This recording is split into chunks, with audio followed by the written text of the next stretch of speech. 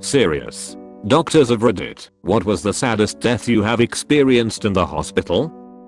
I had a confused middle-aged guy come in, was obviously septic. We started antibiotics, fluids, the whole 9 yards within about 15 minutes. I got his wife on the phone. He was about 4 hours from home traveling for work. About 45 minutes into his stay, asked if she wanted to speak to him. She said yes. I went to give him the phone and I realized he needed to immediately be intubated and was close to death.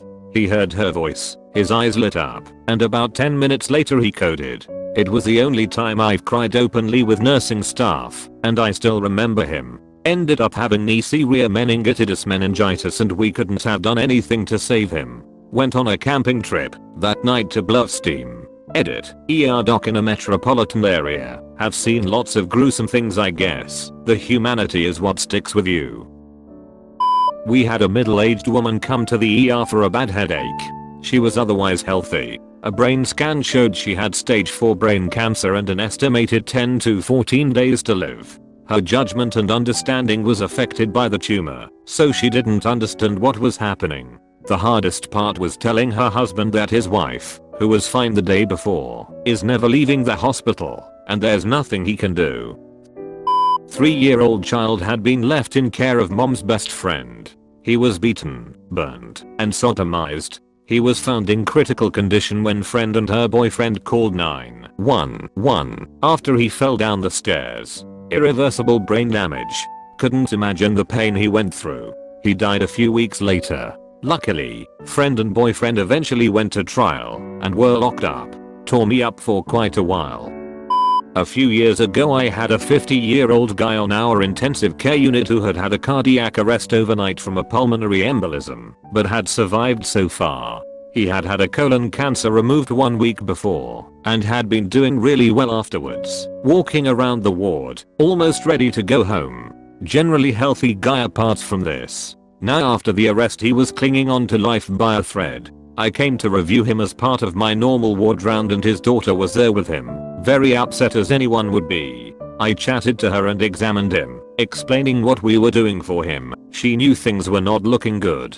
As I was writing my notes in the corner she started just wailing, "Dad, come on dad, don't leave us now please, don't do this, I can't manage without you." I almost lost it completely. It was so sad. I spent a very long time washing my hands in the corner.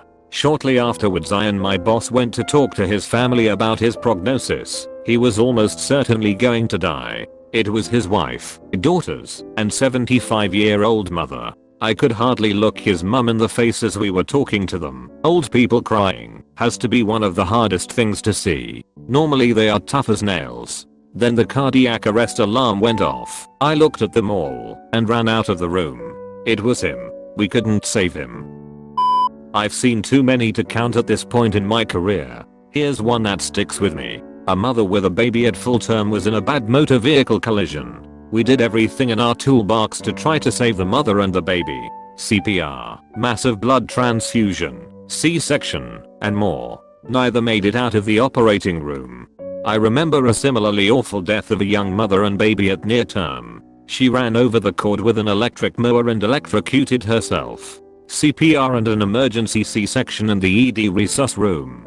I was really junior at the time so was relegated to being a gopher, but the mayhem, mess, and smell still lingers. But not as much as the hideous wail of horror and disbelief from the husband when he was told his new family was gone before it had begun.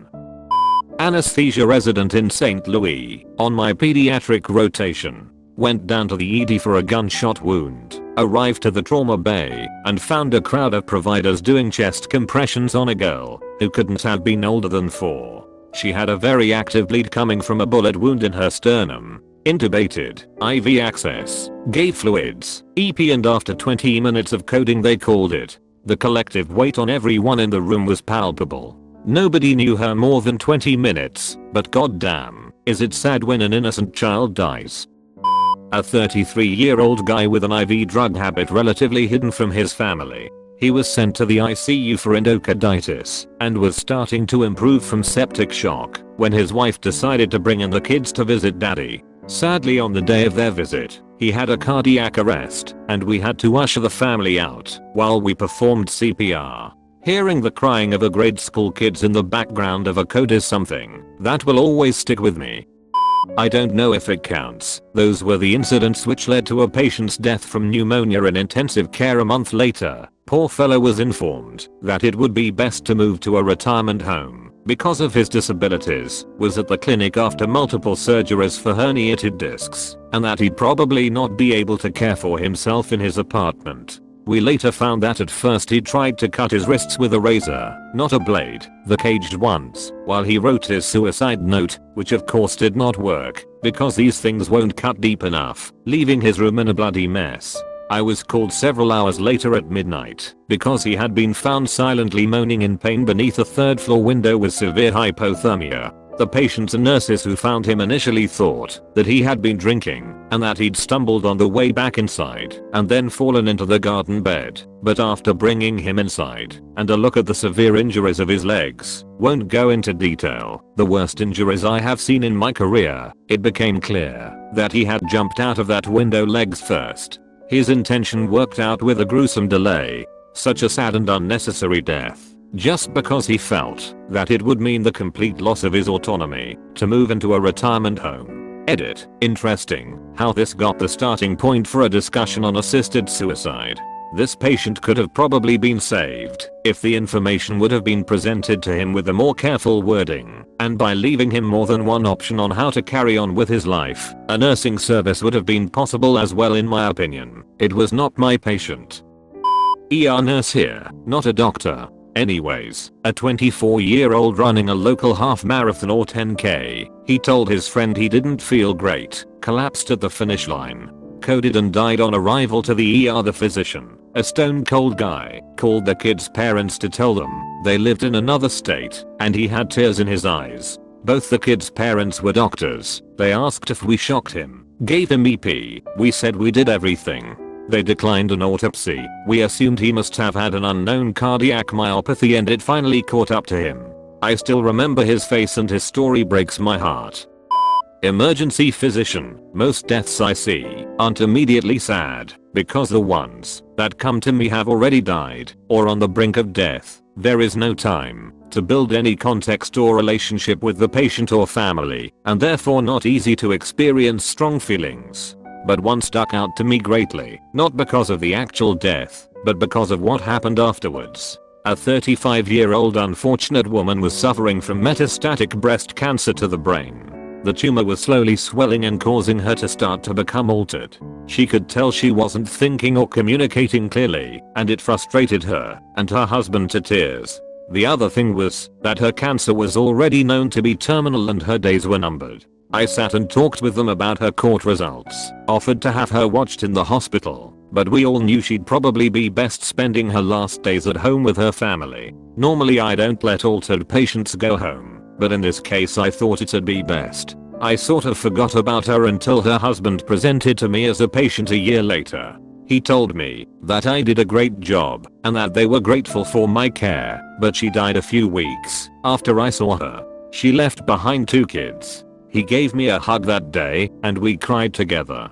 First and only time I've ever cried on shift. RN. Received a patient maybe a day or 2 after she came in.